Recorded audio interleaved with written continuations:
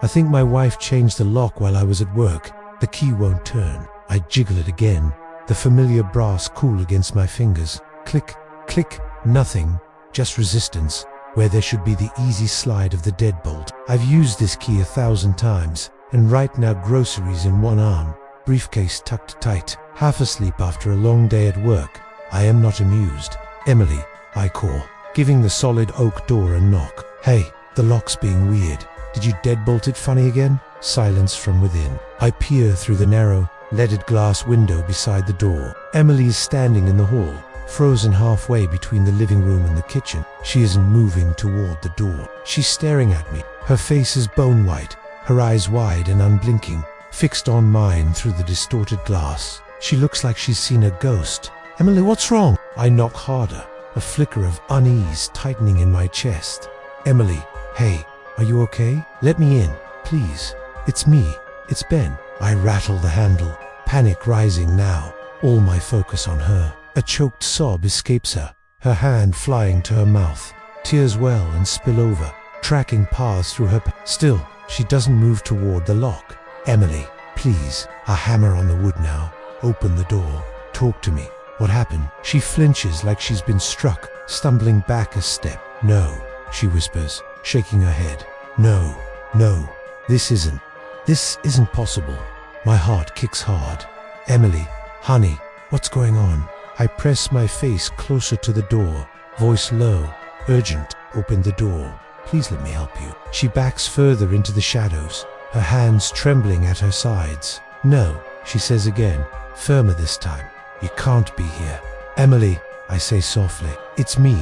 It's Ben. Just open the door, please. She snaps then, her voice sharp and panicked.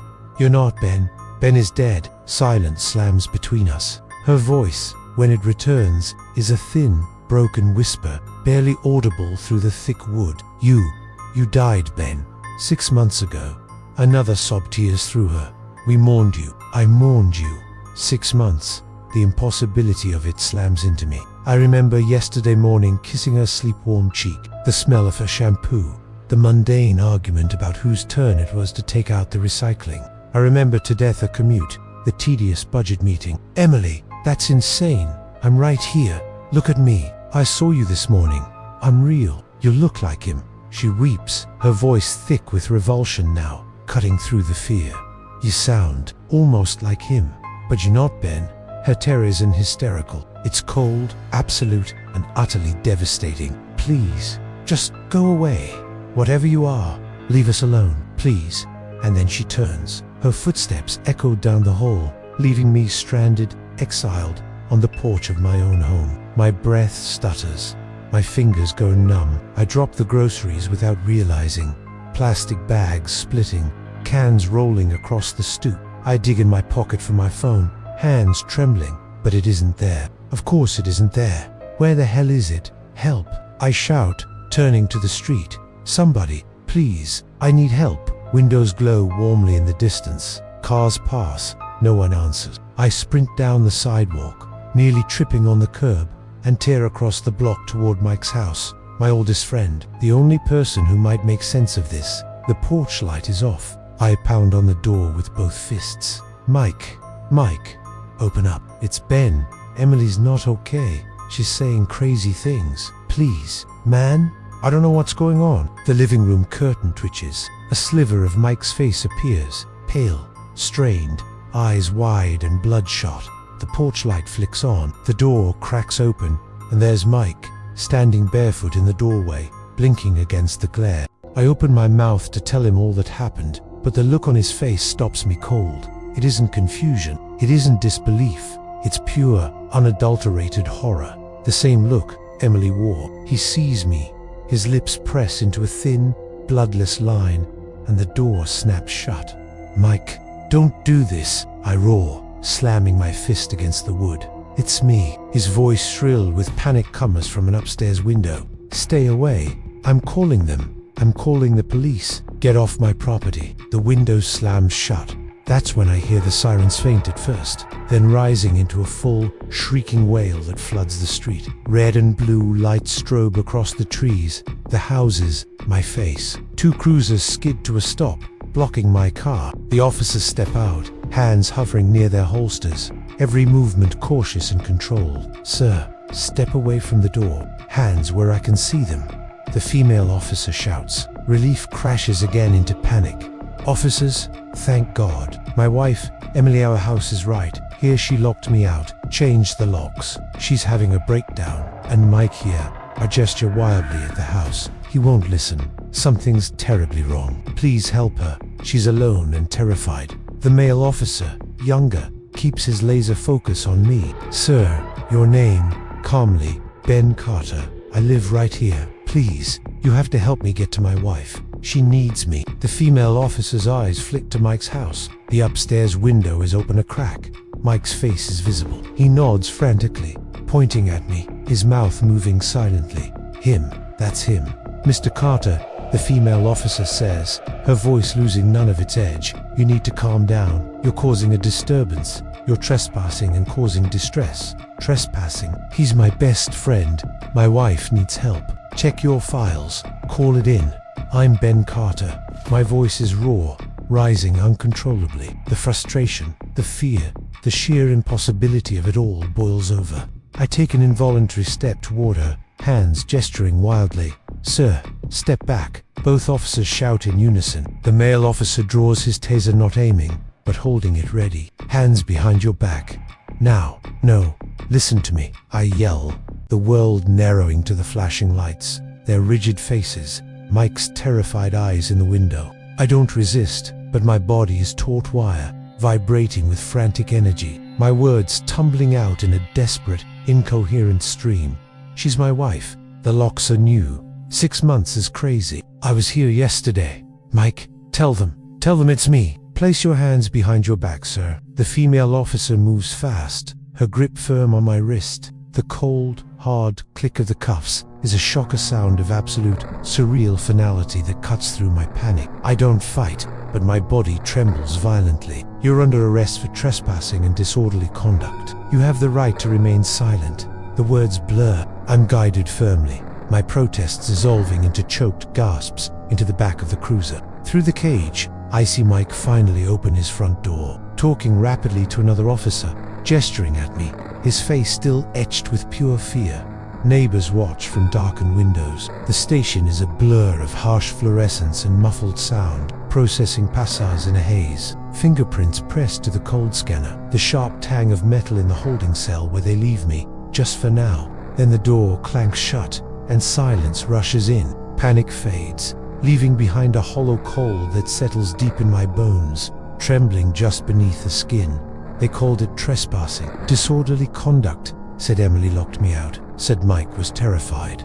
The words circle in my head. Finally, the door opens. A detective enters. He pulls up a chair. "Mr. Carter," he begins, voice calm, flat. "Benjamin Carter. That's the name you gave." He opens the folder. "Yes, that's me. Please, help me. I have no idea what's going on. Please, I'm begging you."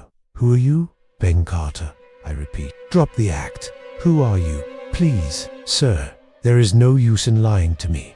We ran your prints." He slides a printout toward me. It shows 2 sets of fingerprints, one clearly labeled from the scanner moments ago. The other, "These," he says, tapping the second set, "are the prints on file for Benjamin James Carter. From his driver's license application, military records, his entire life." He looks at me, gaze steady. "They don't match." "What?" The denial slips out, weak, automatic. "That's impossible. Your machine."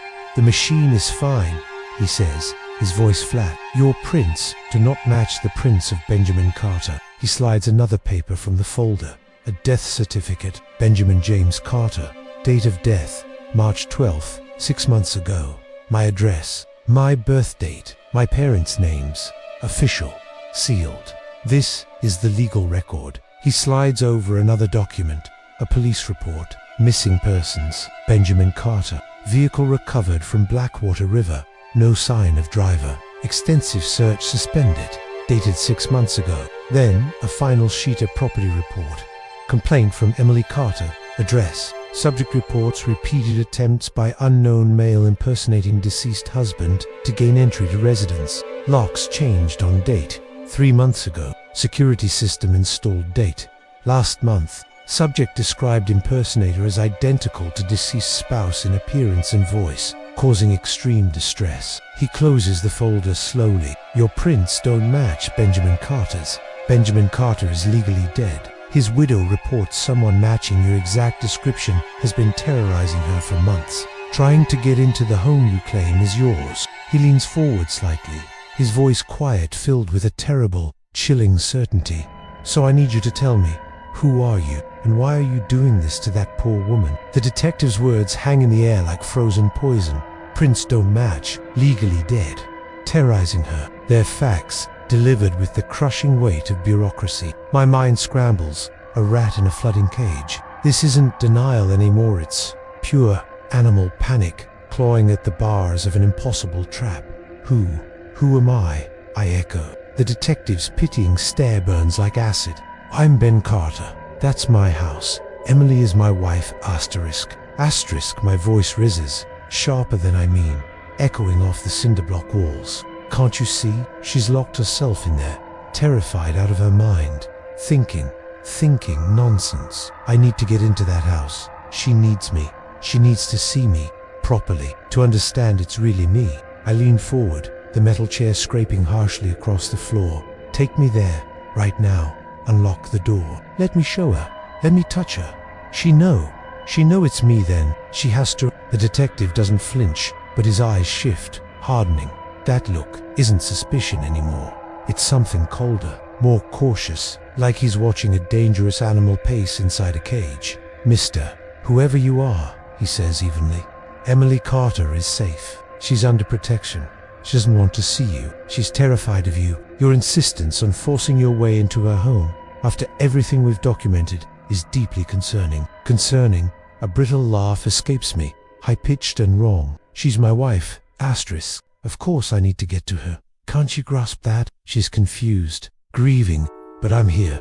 I can fix this. Just take me home. My hands clench around the cold metal table, knuckles white. I can feel the rough grain of our front door, the cool brass knob. There need to be in situ stand in our living room to smell the faint scent of her vanilla candle is a physical ache, a compulsion that drowns the chilling weight of the evidence. That house, it's mine. Every brick. She changed the locks, but it's still mine. I belong there. She belongs with me. Let me in. The detective slowly pushes his chair back, creating space. His hand settles casually near his hip, near his weapon. As I lean further, pleading, my sleeve rides up slightly. My hand brushes against my temple, pushing back a strand of hair damp with nervous sweat, and I feel it. Not the familiar texture of my own hair. It feels wrong, thicker, coarser, almost waxy, like damp straw, not human hair. When did I last wash my hair? The question surfaces, absurd amidst the chaos. Yesterday, this morning. I lift my hand again, intending to run my fingers through it to confirm the strange sensation. My gaze drops to my wrist as I raise my arm. The fluorescent light overhead is harsh, unforgiving. It illuminates the skin of my inner wrist, normally pale and faintly veined, but there are no veins. I stare at the skin, an even, slightly waxy pallor, with no veins beneath the surface, just smooth and unnatural, like porcelain or wax. My breath hitches. The frantic energy falters. The desperate urge to scream about Emily, about the house, falls silent. Slowly, I press the index and middle fingers of my other hand against the pulse point on my neck, just below my jaw. A habit ingrained since childhood, checking my own heartbeat in moments of stress. I pressed hard, feel the coolness of my skin. Wait, nothing. No rhythmic thud, no flutter, just stillness. Profound. Absolute stillness beneath the slightly waxy surface. Thump thump. I imagine it. Thump thump. But my fingers feel only the unyielding firmness of flesh. No beat. No life. The crushing weight of the evidence. The prints. The death certificate. Emily's terror. Mike's horror. No pulse. My hand drops from my neck as if burned. I look down at my other wrist again. Sir, the detective says, cautious now. But the edge of suspicion deepens into something else, something closer to the fear I saw in Emily's eyes. What is it? I can't answer. The words, "She is my wife," die on my tongue, hollow and meaningless. The desperate urge to get into that house curdles into something obscene, parasitic, as I slowly realize I'm the parasite. The house isn't mine.